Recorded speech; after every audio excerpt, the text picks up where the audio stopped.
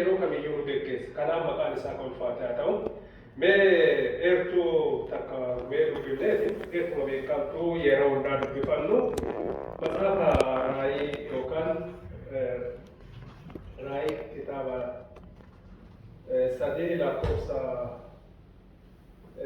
15 irra dhadhee dubbifna eertuma beekamtuu barraa doon tokkos hin daaleelles raayiin dhaaqaanno barraa doon tokkos bittoon malkan bahone nafar jedhee innaa dubbatu argina. Oo allee akkan taane qabbanaa allee akkan taane barraa doon tokkos hin daaleelles raayiin dhaaqaanno. Oo allee akkan taane qabbanaa allee akkan taane akka oo allee taane hojii kee hin beekaa jedha. Hojii kee hin beekaa. Oo allee taane qabbanaa allee taane hojii kee si beekaa jedha. Siraayin dhaaqaanno barraa doon tokkos bittoon malkan bahone nafar. Malkan baholeen nabba uduu oo allee taate uduu qabbanaa allee taate gaarii kadhee ture wala dhabeessa akkan taane barbaada waanni wala badeessa akkan taane induun lab silaal ወይም lab silaal barraa doon tokkos silaalam kaafee littafaanoo jedhe kanaaf oo allee waan hin taane waan qabbanaa allee hin taaneef alafaan kiyyaasi tokkotti jiraa jedhe alafaa kiyyaa si tokkotti jira jedhee innaa dubbatu argina. Kanaaf jireenya keenya keessaa obbolawwan kennu. Waanni gara manaa akka cinnee yookaan oo'aan taane yookaan qabbanaa hin taane. Kanaaf wala madeessa taatee jiraataa taa'e wala madeessa taatee hin jiraatin gara tokkotti jedhee nutti dubbatu. Kanaaf jabaadhaa oo'ataa gara waaqaatti dhaabadhaa jedhee innaa dubbatu argina.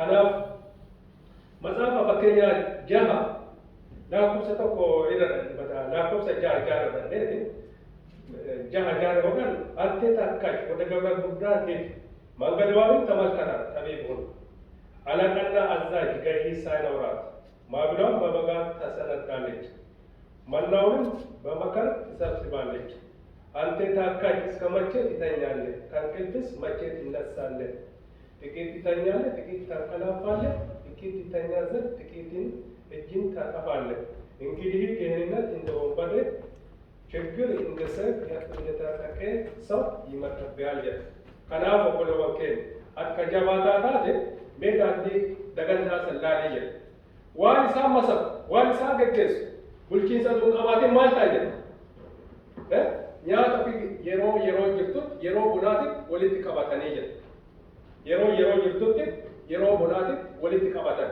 ganna maaltu jedhu ganna maaltu jedhu roobatu jedhu rooba keessa baatee dagantaan waa qubachuu danda'u hin danda'an takka bishaasatti fudhataa lolaatti lolee fudhataa wama garaagaraatiin duuti kanaaf maal ta'e yeroo qabdu maal ta'e nyaata kee walitti qabatu amma maal nu jechuu jira yeroo qabdutti wongeela hojjeta hojii kee hojjeta beeda ati hubataa kan taate meelaalli daandii isaa sana ati kan hubataadhaa daandii isaa sallaan jedhee naannoo dubbatu argina obboloowwan keenya yeroo qabnu hojii isaa haa hojjennu eetu nama dubbifanne maal jedhe ati ka jabaataa taate haga yoomii raftaa jedhe hiyyummaa sun illee si dhufe akka yookaan wonbadee tokko ka seefii hidhatee si dhufaaraa jedhe hiyyummaa sun hiyyuu sun ta'u hiyyuu hafuuraati kanaaf jireenya keenya keessa sammuu kana keessa kaa'annee hojii isaatiif gara kutannaan dhaabannee waaqaaf hojjechuu akka dandeenyu hunduma kennaa waaqayyo nu haa gargaaru mee yeroo bal'aa darbee jira yeroo itti fayyadamu yeroo itti hojjennu yeroo wangeela itti lallabu kana keessa jira obboloowwan keenya kanaaf dammadhee hojii waaqaatiif gara kutannaan hojii isaa irratti akka hirmaannu waan barbaaduuf sagalee yeroo irra deddeebi'ee nu barsiisa yeroon bakka wayii nuu turu bakka rakkina kennaa bakka dhiphina kennaa eessa akka jiru maaliin akka jiru nutti agarsiisa kanaaf waaqayyo kana nuuf kennu maqaan isaa ulfaatu kanaaf jireenya keenya keessatti waan nu jaalatuuf waan nu barbaaduuf ijoollee isaa hin gorfata, ijoollee isaa hin bulfata, hin dadhabina, seexanni beeku tooftaa baay'ee beeka. Tooftaa isaa tooftaa guddaa. Yeroo kana keessa akka waa hubanne hin godhu, utuma nu as jiru. Yoo marafaa illee hin jirre, yaadaan akka fagaannu nu godhu. Yaadaan akkas keessaa baanu. Kaloo kana keessaa akka baanu nu godhu. Deebii hoo hirriba nu dhiisi. Kama qara hirribni jedhamu nu keessa hin jirre hirriba nuu fidi. Kun tooftaa isaati. Akka waan wayii nu hubanne waan barbaadu. Akka waan wayii qabannee nu waan hin barbaanne. Kanaaf sibbee kadheeraa utuu jettanii gaarii. Sibbee kadheeraa jettanii yeroo kana keessa sagalee waaqaa maal naan jedhaara. Yeroo kana keessa waaqni maal naa dabarsaadhaan oduu deebinee adeemsa keenya hidhannoo keenya waaqa waliin hariiroo godhanne gaarii jechuu barbaadeeti. Kanaaf mee kadhannaa gabaabaa godhannaa akka waaqni nu masatu waaqni nu geggeessaa kadhannaa gabaabaa godhannee jenna. Si kadhannaa si ulfeeffannaa abbaa keenya. Ati nu masakkita, ati nu geggeessita, hojii kee hin hojjetta. Abbaa kiyya walillee dinne dhakaarraan dubbadha jetteetta abbaa kiyya karaa addaatiin gooftaa mana samayyee. Nu dinnee hojii kee akka hin argamne tokko keenya jireenya keenya tuttee amalli keenya jijjiirame abbaa yeroo warra fannoo kee ilaalu warra jireenya kee shaakala taanee argamuu akka dandeessu ati nu gargaari. Abbaa amanamaa kunoo gooftaa uummata kanaaf ho'innaa dhiyaata. Gama onlaayiniitiinis gama warroota qaamaan walii bira jiruutiinis ati gooftaa kanarraa ta'e tokkollee hin jiru gaarii katee narraa qabu tokkollee hin jiru ati gaarii kan taate gaarummaa keessan ibsuun na keessan taatee abbaa fedhaaf jaalala kee haa ta'u. Ati kootu hedduu keenyatti argamu jiruuf jireenya keenya keessa moo'i nu waliin tajaajila maqaa gooftaa Kiristoosiitiin. Amiin.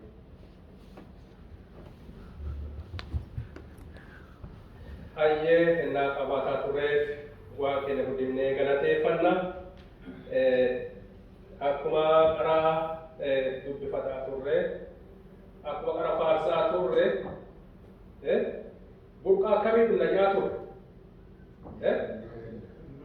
Burqaa qulqulluu san maal taane? Isa dhunnaa jennee faarsaa turre. Burqaa jireenyaa san isa dhunna. Mee afaan tokko akka kalamaa irraa deebinee faarsina. Faaruu kana sammuu keenya keessa kaa'achuuf ንጹህ ምንጭ አለ የሚጠጣ ቡርቃ አጄላ እና አከጀት አፋን tokko nama akka nama ብቻ ማለት ነው ንጹህ ምንጭ አለ የሚጠጣ ካታራራ የሚወጣ አስራራት የሚወዳ ወደ ግብጽ ባቃናት ከንገደ ንጹህ ምንጭ አለ የሚጠጣ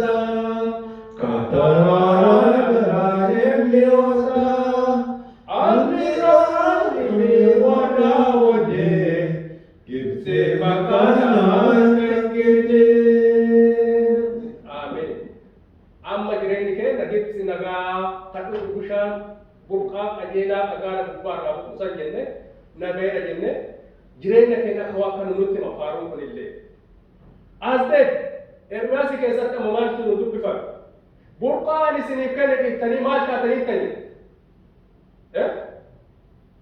maal taatanii tani gaasha lakkasee maal jedhu ufii keessanii qoonfarattanii qotattanii tanii bishaan illee qabu mataa keessanii baafattanii tanii ka mataa keessanii burqaa jireenyaa kana dhiinne kan mataa keenyaa hennaa baafannee deemaa nu kana keessatti adeemsi keenya jireenyi keenya burqaa biraa baafadhee nama falsamaa isatti waara jennee ullaanuuf madaalu ga'ee mataa kiyyaa keessanii tokko lama keenya. Barri akkanaa bara akkanaa keessa jiru. Barri keessa jiru bara akkanaati. Maal ta'aniira waan jedhu malee nuun jedhu waan dhaabadhu nuun jedhu daandii keenya qajeelfadhu nuun jedhu daandii keenya filataa jiru ani fisin. Daandii keenya filataa jiru gara na wayya jedhaa jirru ka waaqni wayyaa karaa kana si wayyaa jireenya kana karaa kana bishaan gaarii kanarraa qabu jedhee waan ennaa nutti dubbatu ani isin maal fakkaanneera jennee hundaalu uummataan baay'ee barbaachisa. Barri keessa jiru bara hama. Dhugaa waaqaa dhiisee namni dhugaa waaqaa isa dhiisee dhugaa yookaan sobaa barumsa sobaa sanii kennaa liqifamaadha. Kun hin taane kanatti waa wayya jedhee kennaan namoonni jireenya namoota dhugaa irraa fagaataa kana keessatti aan ammoo maalirra jira?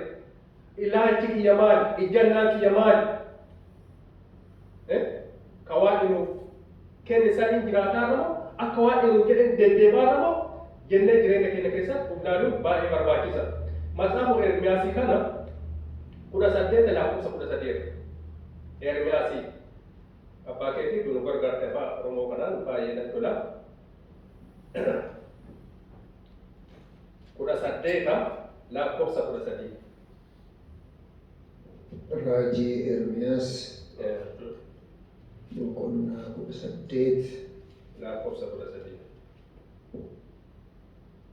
gosa 13 irraa akkas jedha.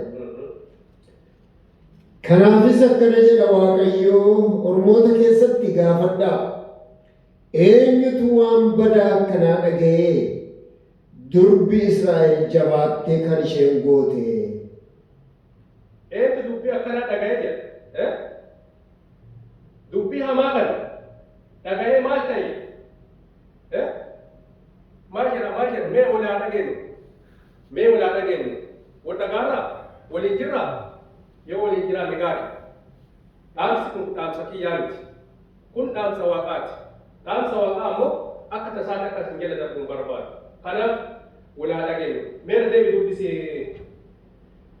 Kanaafis akkana jedha Waaqayyoo, ormoota keessatti gaafadhaa, eenyutu waan badaa akkanaa dhaga'ee durbi Israa'el jabaattee kan isheen goote? Kana Waaqayyoo isaa eebbisu sagalee kana fakkaatu Waaqa nuuf kenne illee maqaan isaa kan ulfaate haa ta'u namni waan hamaa dhaga'e akkanatti ilaalu eenyu jireenya keenya keessatti karaa addaatiin waan ammoo ijoollee isaa yeroo kamiyyuu hin lolfata hin gorfata jireenya keenya gizee hundaa gara isaa akka dhiyaannu nurraa barbaada. Kanaaf waan gaarii tokko goonee jireenya keenya keessatti akka deddeebinu Waaqayyo haa gargaaru. Mee matsaaf faarfannaa dhadeenya malee fiigichaan an yeroo baay'ee fudhadhee isin hin dadhabsiisu.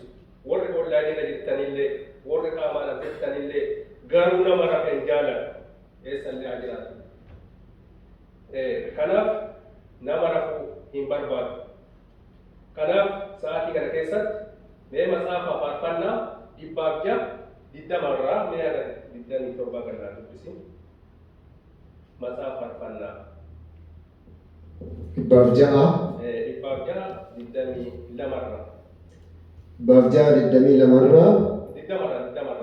20 irraa ulfina isaaniis fakkeenya sangaa marga diduutti diddiiranii isa isaan fayyise Waaqayyoon irraanfatanii Misiritti waan guddaa isaaniif godhe. Dinqiis biyya kaamitti waan sodaachisaa isaas galaana diimaa biratti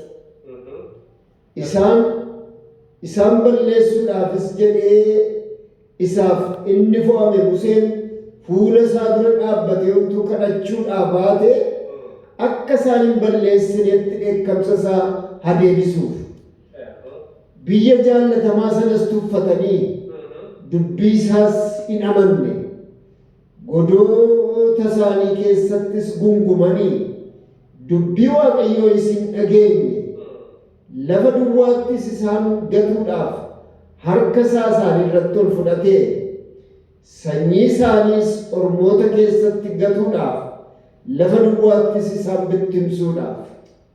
Waaqayyo isaa eebbisu. Maal ta'e jedhaan amma sirra yoo ilaalu barumsa kanarraa maal argan? Barumsa mataa ofii maal godhatan? Dhiyeeffatan. Boolla qotatan. Burqaa sadhubuu dhiisanii burqaa sadhuba ka waan dhiiru jedhu san dhiisanii maal ta'an? Ka ofii qotatan. Kan bishaan hin qabne. Kan bishaan hin qabne gogaa. Jalaanjisa uummata irratti nama uummataa fi isa qotatanii jedhu. Obboloowwan keenya. Hin jiru bara kana keessatti. hin jira bara kana keessatti buute uduwaa dhikoota gara kiyya jedhee waamicha akkanaa nu godhu uduwaa dhaamsa akkanaa nu lallabu kan mataa ofii qotatanii meeqatu jira lakkoofsaan qaban gama kam keessa jiraanii isin jireenyi keenya eessa jira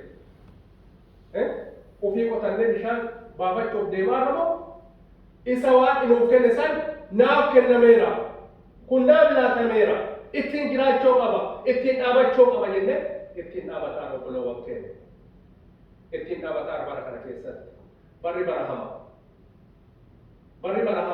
bara sodaachisaa kana keessatti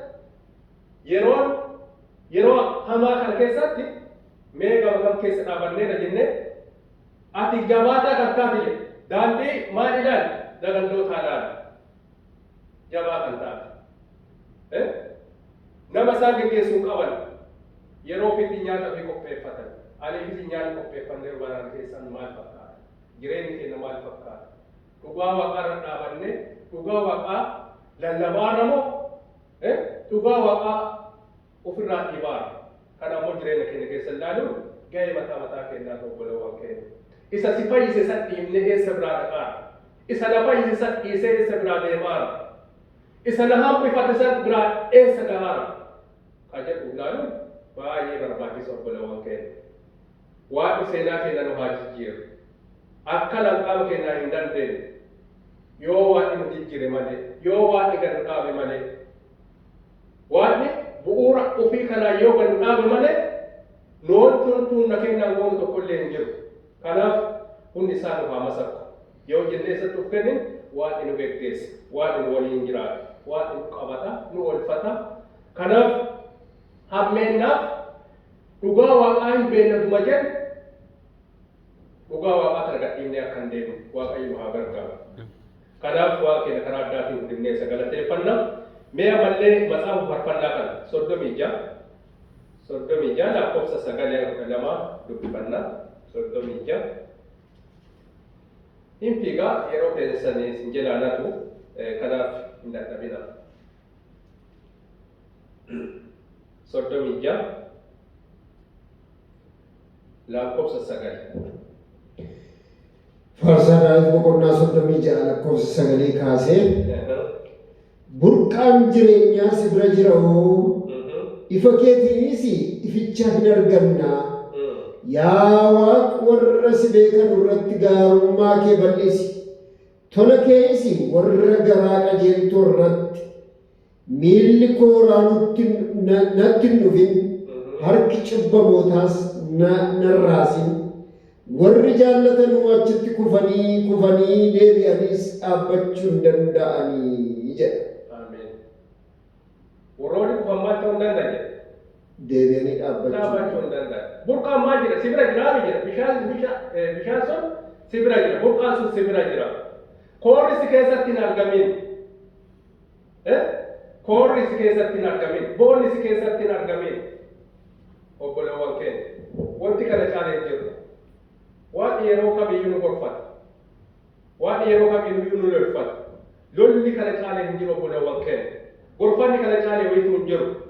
Kanaaf koorri illee si keessatti hin argamin. Boolli illee jireenya keessatti hin argamin. Kanaaf burqaan illee si bira jira. Burqaa kana qajeelummaa dhugee jedhee naamni dubbatu argina. Ergaa nuuf kenna ofirraa akka hin deemne. Ergaa nuuf laatan dabarsinee akka ofii gara biraatti kennine.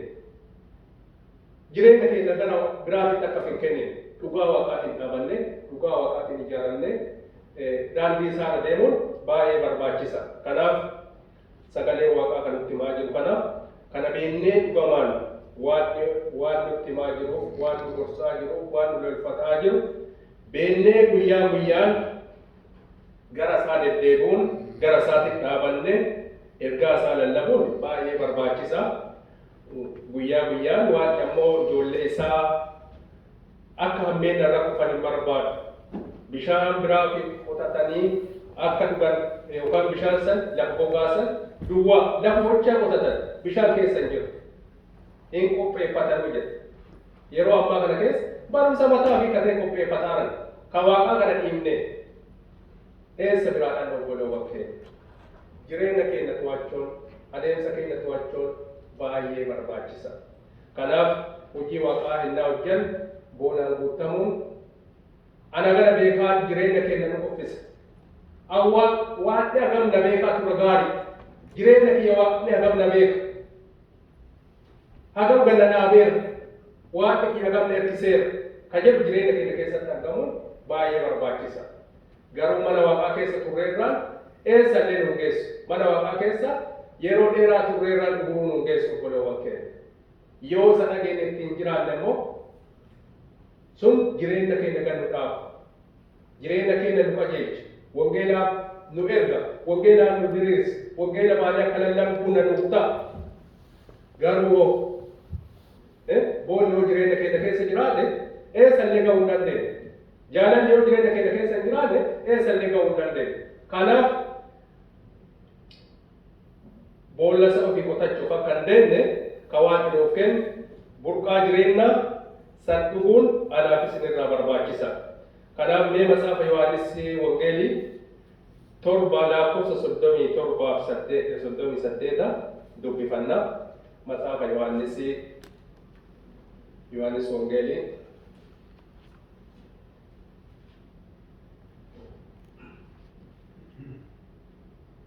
Yohaannis Wangeelii dubbisuu.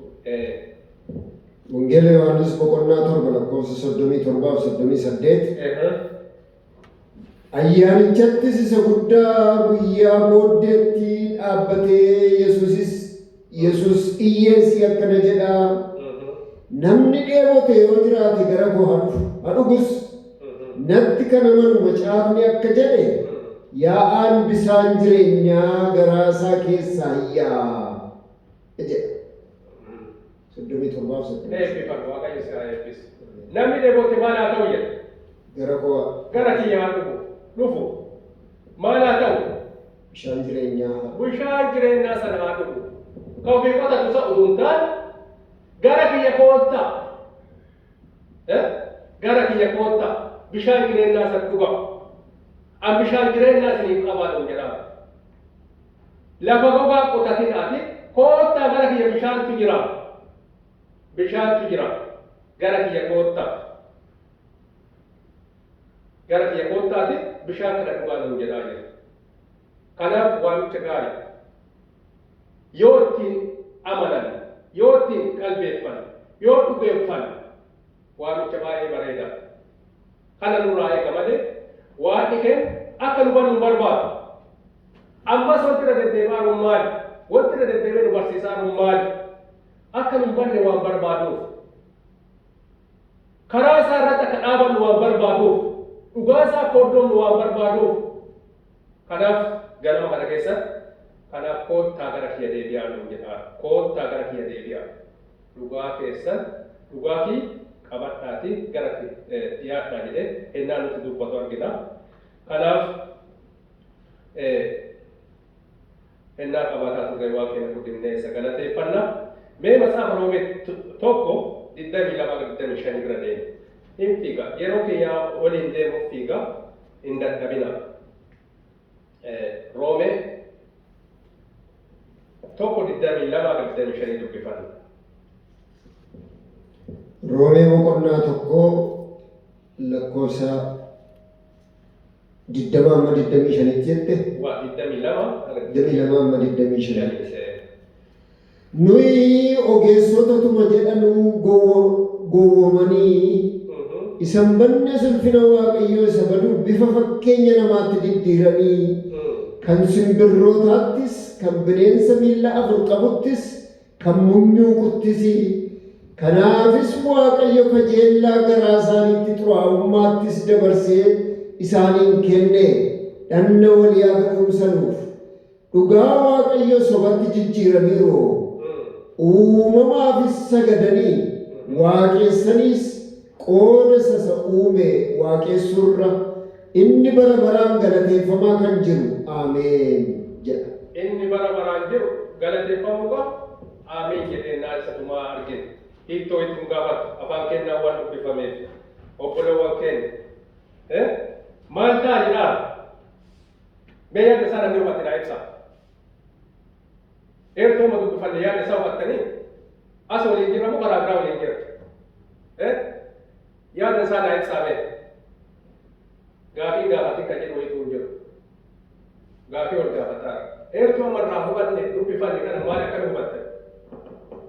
Jireenya keenya keessatti akkami walitti adeemsa keenyaa wali hagam finne obboloowwan keenya. Mee obbo Furaa irratti deebinu dubbisuuf keenyaa. Roomee boqonnaa tokko lakkoofsa hubannoota naa dhageeffannu.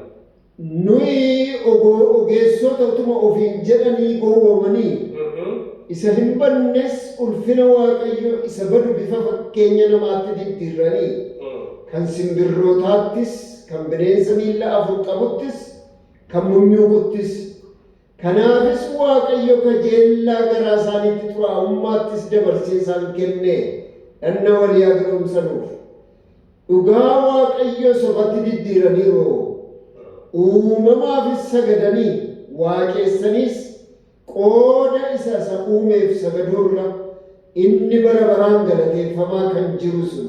Ameen. Ameen. Waaqayyo si haa eebbisu. Beektota dunni nuun jedhu warroota gowwoota taanee akkana argamu.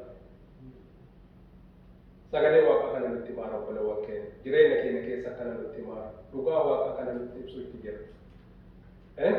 Barumsa mataa keenyaa kan qopheeffanne nutti himu jira. Isin beektotaa nuun jedha. Isin beektota. Namni beekaan tokko maal godha? Waa'ee beekumsaa godhata. Waaqeffannaa mataa keenyaa akka uumamne nutti himama sagalee nama sirraa dubbifame kun. Waaqeffannaa mataa keenyaa akka uumamne. Isaan akka anan taane. Namni ammoo dhugaa Waaqaatiin ijaarame, dhugaa Waaqaatiin deddeebi'e inni eebbifamaa jira. Yoo dhugaa Waaqaa irratti hirkanne, yoo Waaqa abdanne, yoo dhugaa Waaqaatiin masaqamne, yoo dhugaa Waaqaatiin jiraanne inni eebbifamaa nu jira. Kanaaf sa'aatii kana keessatti Waaqni nu masakka, Waaqni nu geggeessa, dhugaa isaa yeroo kamiyyuu nutti himu. Ijoollee isaa jedha, oduu waan tokko isaanitti himne jedhe, womaa isinitti hin fiduu jedhe. Kanaaf waan jiru nutti himaa rendaa kana keessatti. Yoo gama keessaniin boolla dhugaa bishaanii kan qopheeffattanii kan jiraatu irraa deebi'aa guyyaa addaa. Warra wallaaneera jirtanis warra qaamaan asirrullee irraa deebi'aa dhugaa Waaqaa irratti deebi'aa. Burqaa isa jireenyaa sana isarraa dhugaa. Kanaaf sa'aatii kana keessatti Waaqaa hagammaatiin nu geggeessaa jiruuf Waaqa gammaatiin nu masakkaa jiru maqaan isaa kan ulfaatee haa ta'u. Yeroo kamiyyuu inni nu geggeessa, yeroo kamiyyuu inni nu lolfata, nu gorfata, daandii isaarra nu kaayata. Kanaaf sa'aatii kana keessatti ennaa qabaataa turreef, ennaa bareedaa ta'e kana keessatti Waaqa keenya guddifnee galateeffanna.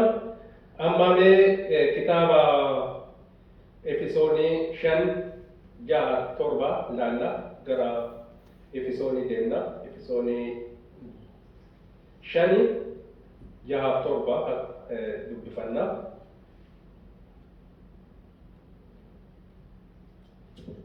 Efesoon boqonnaa 5 lakkoofsa 6-7 irraa akkas jedha. Homtinuu isin hin sossobin dubbii waa'ee hin baafneen. Kanaaf dheekkamsi Waaqayyoo hin dhufa ijoollee hin abboomne irratti. Kanaafis hiriyoota isaaniif hin ta'inaa jedha. Ameen. Waaqayyo si haa eebbisu. Maaliif ta'inaa jedha? Hin sossobin namnina. Waan bu'aa hin baafneef. Warroota Waaqaa fi ajajamneef maaltu dhufa jedha? Dheekkamsatu dhufaa jedha. Kana jedhaa Rabbi nu haa oolchu. Wanti guddoon kana baay'ee sodaachisaa. Warroota burqaa Waaqaa sadhiisanii ofii qotatan san taanee akka argamne barbaada. Warra sa'idha dheekkamsatu dhufaa jedha. Dheekkamsatu dhufaa. Kanaaf ijoollee teenya deebi'aa gara keenyaa jedha. Ijoollee kiyya gara kiyya deebi'aa. Yaada keessa jijjiiradha. Sammuu kiyya qabaadha. Wangeela kiyyaan deebi'aa jedhee sa'aatii kana keessa anaaf isinitti himaa jiru. Kanaaf Waaqa akkana nu jaallatu. Waaqa akkana nu jaalatu. Waaqa akkana dhugaa nu ibsu. Akkamiin waliin hariiroo qabaataa. Akkamiin mana isaa keessa deemaa. Akkamiin dhugaa isaa lallabaa. Dhugaa isaa akkamitti lallabaa. Dhugaa isaa qajeelummaan akka lallabnu nurraa barbaada. Jireenyi keenya guyyaa guyyaan akka isa fakkaatu barbaada. fakkaattiin sun bocamni sun keessatti akka argamu barbaada. Kanaaf warroota bishaan mataa fi qopheeffatan dhuunfaan warroota dhugaa isaatiin deddeeban warroota hafuura isaatiin deddeeban taanee argamuun anaaf isin irraa barbaachisa. Kanaaf sa'aatii qabu kana keessatti innaa gaarii waaqa nuuf kenneef maqaan isaa ulfaatu mee Qolaasaasii 3 dhiifama dhugaachi hin geenye episoodii kana 4 lakkoofsa 17 irraa mee gannaa dubbisa gaa 4 lakkoofsa 17 episoodii 4 17 gannaa dubbise. Efesoon boqonnaa 4 lakkoofsa 17 kaasee akkas jedha. Kanas nan jedha Waaqayyoonis dhugaa nan ba'a isin akka na deemne ormoonni kaan akka deemanitti isa waa'ee hin baafne yaada garaa isaaniitti marra isaaniitti dukkanaa'anii jireenya Waaqayyoottiis gargar ba'anii beekumni waan isaan keessa hin jirreef jaamummaa garaa isaaniitiin deemanii isaan sun garaan isaanii doome halalummaatti dabarsanii kan of kennan xuraa'ummaa hundumaan dhonnummaa gochuuttis isin garuu Kiristoosiin akkanatti hin barre yoo isa dhageessanii jiraattanii fi dhugaanis Yesuus keessa akka jiru yoo beektanii jiraattan akka deemni duriitti isa jiru nama moofaas kajeellaa sobaatiin isa bade akka baaftanuu hafuura yaada keessaniittis akka of haareessitanii nama haaraas akka uffattan akka Waaqayyo isa uume tola dhugaatti isa qulqullummaattis jedha. Ameen. Waaqayyo isaa eebbisu obboleessa kiyya. Dhaamsa guddaa, ergaa guddaa. Akka maal ta'an barbaada? Akka haaromuu barbaada waan isaatii kana keessatti. Akka warra beekumsa qabanitti akka deddeebinu barbaada. Yaada garaa keenyaa akka jijjiiran nu barbaada. Kanaaf sagaleen kana fakkaatu nuuf kennan. Amala waaqaa sana akka horan nu barbaada. Dhugaa waaqaa sana akka ijaaran nu barbaada. Waan barbaaduuf sa'aatii kana keessatti kana fakkaatu nuuf kennu. Maqaan isaa kan ulfaate haa ta'u. Yeroo yerootti dhaamsi isaa nuuf hin hanqanne ittiin jiraachuu dhabuun baay'ee nu rakkise. Nu laaffise. Akka fagootti hin deemne nu godhu.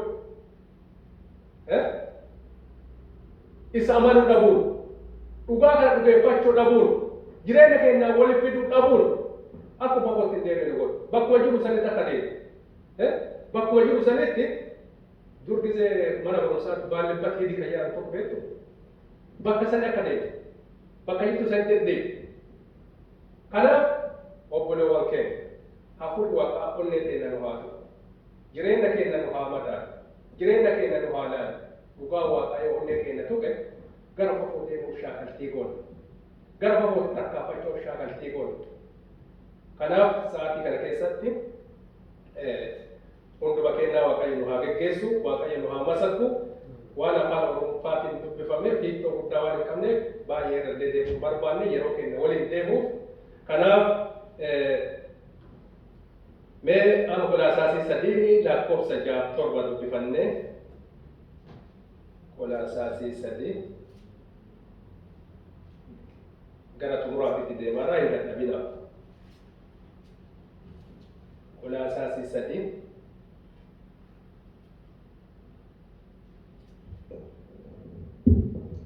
Qolaasaasii 3 boqonnaa 3 lakkoofsa 7-8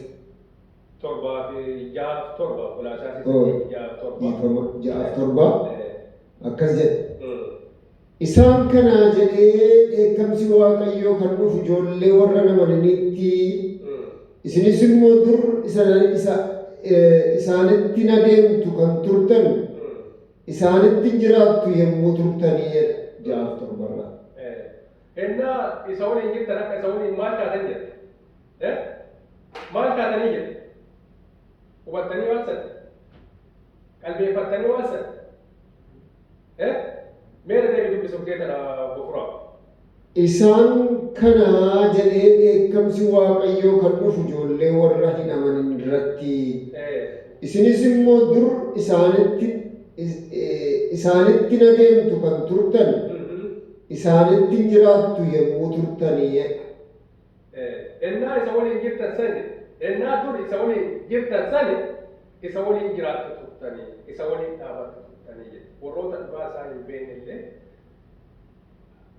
abdanne sanillee warra dhugaa isaa isa hin fudhannellee jedhee ennaa dubbatu argine kanaaf burqaan raaka koo fudhachuuf hin deemne warri isatti hirkanneerra jennu kun isuma akka abdan isuma akka yaadan karaa isaan akka dhaaban waan barbaaduuf kanaaf jireenya keenya keessatti kan nutti himaa jiru obboloowwan keenya mee haa dammadhu hidhannoo keenya waaqa waliin haa godhannu wangeela waaqayyoo haa lallabnu yoo wangeela waaqayyoo lallabne dhugaa isaarra yoo dhaabanne waaqni keenya nu hirkisa waaqni keenya nu baasa kana yaadachuun baay'ee barbaachisa kana yaadachuun baay'ee barbaachisa kanaaf sa'aatii kana keessatti waaqa nu geggeesseef waaqa nu masakke maqaan isaa ulfaataa haa ta'u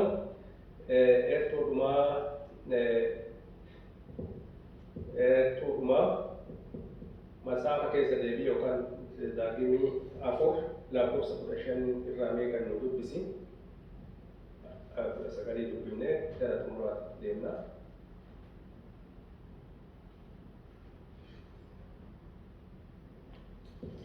Keessa deebii boqonnaa 4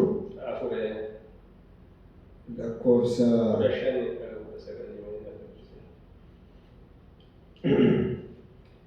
4:15-19 akkas jedha. Guddaa of eeggadhaa Waaqayyo horii birratti ibidda keessaa yommuu isiniin dubbate bifa gonkumaa hin argamne gonkumaa argine hoo akka wallaalletti kan waqarames kan sofames waaqa tolfamaa akka hin godhannettis fakkeenya hundumaa bifa dhiiraa yookiis kan dubartii fakkeenya bineensa lafarra jirus hundumaa fakkeenya allaattii samii jala balali'us hundumaa fakkeenya waan lafarra munyuuqus hundumaa lafa jalas bisaan keessa kan jiraatu bifa qurxummii hundumaa isii hamma meeqaatti ija kees gara samiitti akka ol hin fudhannetti aduudhaaf ji'as urjootas macca waaqaa hundumaa ilaaltee wallaaltaa isaaniifis in sagaddaa isaaniinis in waaqessitaa Waaqayyo Waaqni kee waaqa hundumaa jala kan jiran ormoota hundumaaf kan inni hiree. Waaqayyo isaa eebbisu. Waaqilee adda addaa ofii mataa kennaa uuman. Akkuma boolla qotan jechuudha. Sagalee innaan itti himaa jiru akkuma ofii kenna maal ta'a? Boolla qotan san waaqilee garaagaraa buusaawota waaqeffachuun jedhamu jiru. Hin jira yeroo ammaa kana keessatti illee waaqeffannaan akkasii beeku baay'ee horii waaqeffachuun jira. Lafa kana waaqeffachuun jira. Bishaan waaqeffachuun jira. Waan bishaan keessa galu waaqeffachuun jira. Kanneen irraa of eegi kanneen irraa of eegi burqaa jireenyaa san maal ta'e narraa dhufe. Harka kiyyarraa dhufe. Kanaaf waaqa hiree akkanaa nuuf kennu, waaqa carraa akkanaa nuuf laatu, waaqa akkana nu eebbise, waaqa akkanatti seenaa keenya nu jijjiiru, maqaan isaa ulfaataa haa ta'u, warra dhaga'u qofaa guutaan, warra waan dhageessan hojiitti akka ta'aniif waaqayyo nu haa gargaaru, eebbifamaa waaqayyo sinaa eebbisu jechuu barbaada galatooma.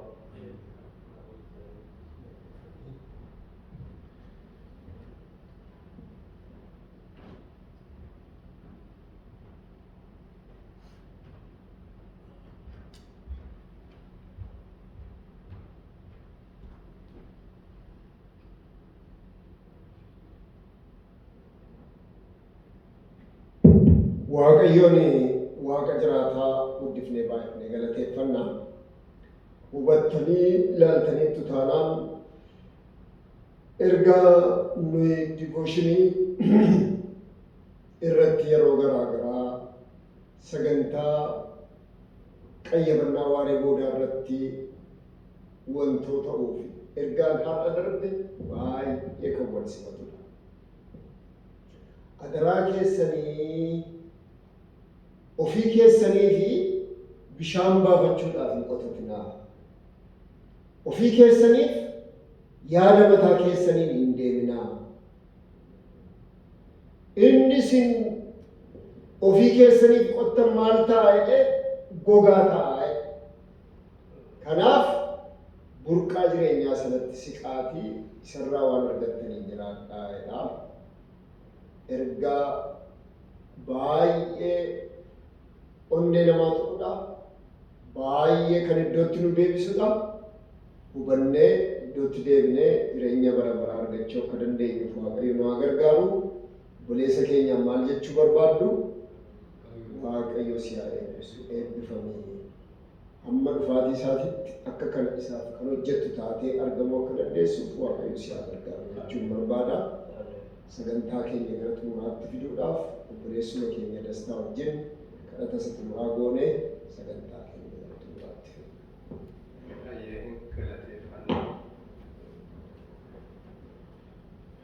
Guddaa si galateeffannaa, guddaa si amanannaa, wanta ati nuuf goote, wanta ati nu oolte kana ka jedhamee tilmaamamee irra gahuu miti abbaa kee.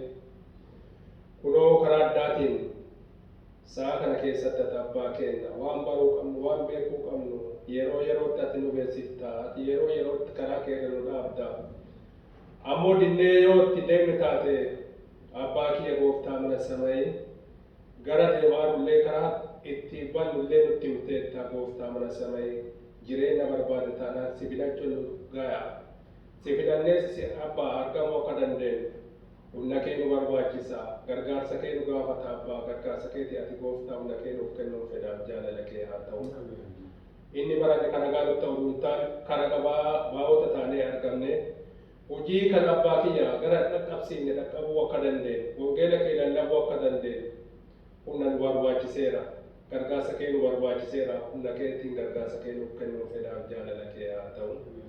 Abbaa baraaf jireenya kee keessatti mana kee keessatti deebinee abbaa kiyya gooftaa burqaa kiyya dhiiftanii kamataa keessanii baafachuuf abbaa jetteetta.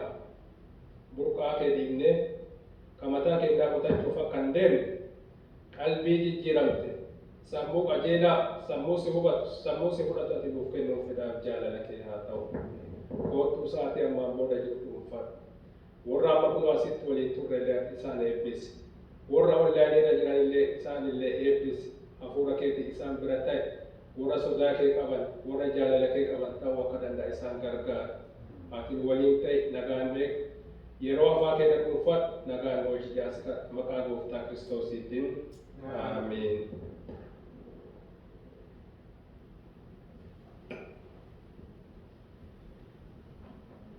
Fayyaa ta'a. Waaqayyo isin haa eebbisu. Xinnoo dhiifaman isin gaafadha silaa beeksisaa dagadheen irra utaalee. Kanaaf beeksisoota kanaan dura himamaa turan hundee hin yaadattu. Waa'ee biyya keenyaa, waa'ee waldaa keenyaa, waa'ee ijoollota keenyaa kadhachuun baay'ee barbaachisaadha. Kana kadhachaa turru jecha sagantaa keenya kanumaan xumurraa waaree booda sa'aatii 3tti walitti deebinaa. Fayyaa ta'a. Waaqayyo isin haa eebbisu.